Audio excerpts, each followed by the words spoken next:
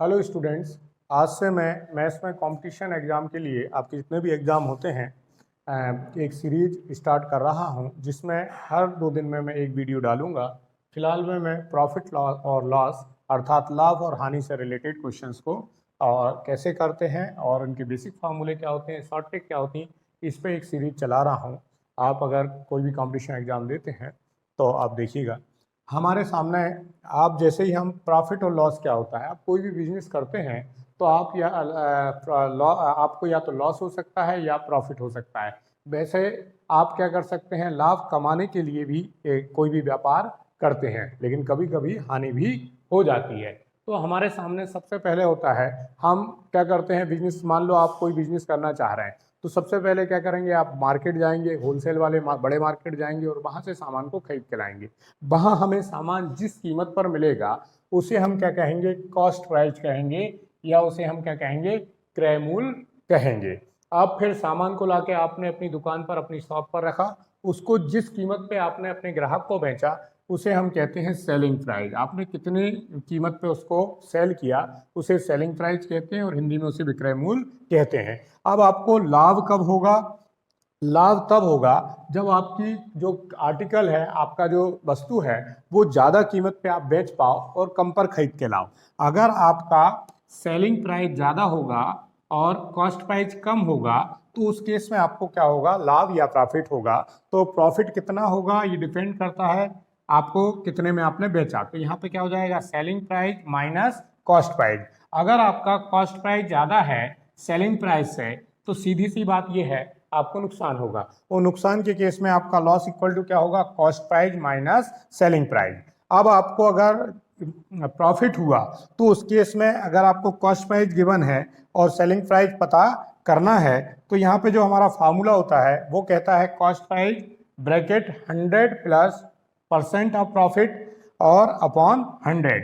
लेकिन अगर आपको लॉस हुआ है तो फार्मूला यही रहेगा, S P equal to selling price equal to cost price 100 minus percent of loss upon 100। मतलब यहाँ पे ध्यान रखना है, प्रॉफिट हमेशा ऐड होगा और लॉस हमेशा सब्ट्रैक्ट होगा। बाकी फार्मूला सेम है, लेकिन आपको सेलिंग प्राइस गिवन है और कॉस्ट प्राइस फाइंड आउट करना है तो फार्मूले में क्या होगा, क्रॉस मल्टीप्लाई हो जाएगा।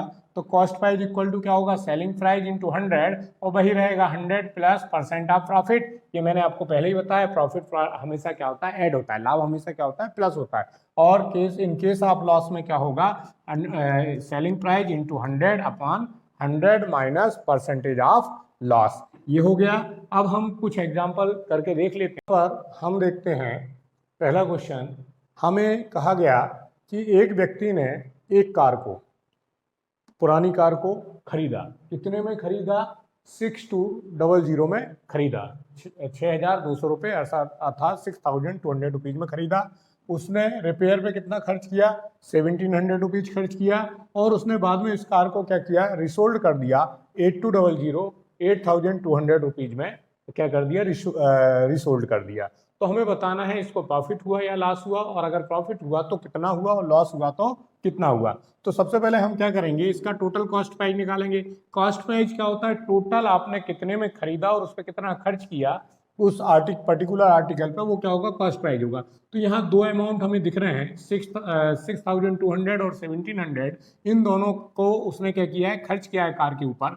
तो 6200 प्लस 1700, इन दोनों को हम टोटल करेंगे तो ये हमारा कितना आएगा, 7900 रुपीज। ये क्या हो गया, इसका कॉस्ट प्राइस हो गया। यहाँ पे हम देखते हैं सेलिंग प्राइस क्या होगा। सेलिंग प्राइस हमें दिया हुआ है, जितने में उसने उसको बेचा है, 8200 में उसने उसको बेचा है। तो यहाँ पे हम देखते हैं सेलिंग प्राइस ग्रेटर है कॉस्ट प्राइस से। अगर सेलिंग प्राइस ग्रेटर होता है कॉस्ट प्राइस से तो ये सीधी सी बात है, उसे लाभ हुआ या जिसे हम कहते हैं प्रॉफिट हुआ। तो प्रॉफिट कितना होगा, प्रॉफिट होगा आपका selling price minus of cost price. तो सेलिंग प्राइस यहाँ कितना है, 8200, कॉस्ट प्राइस कितना है, 7900। तो ये उसको टोटल कितने रुपए का प्रॉफिट हुआ, 300 रुपीज का उसको टोटल प्रॉफिट हो गया। बात आसान। हमारे सामने क्वेश्चन है जो हमसे कह रहा है कि राजन ने 250 रुपए में साइकिल खरीदी और 300 रुपीज में उसने साइकिल को बेच दिया।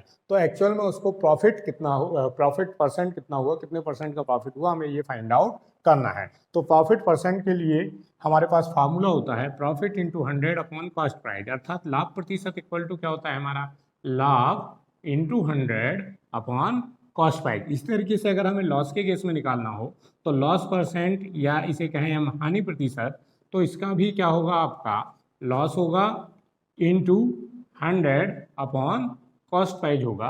तो ये बहुत आसान सा काम है, इसमें कोई प्रॉब्लम नहीं। तो यहाँ पे सबसे पहले हम देखते हैं सेलिंग प्राइस ज़्यादा है कॉस्ट प्राइस से, और वह कह भी रहा है प्रॉफिट परसेंट निकालो, तो हमें कोई ज़्यादा दिमाग लगाना नहीं है।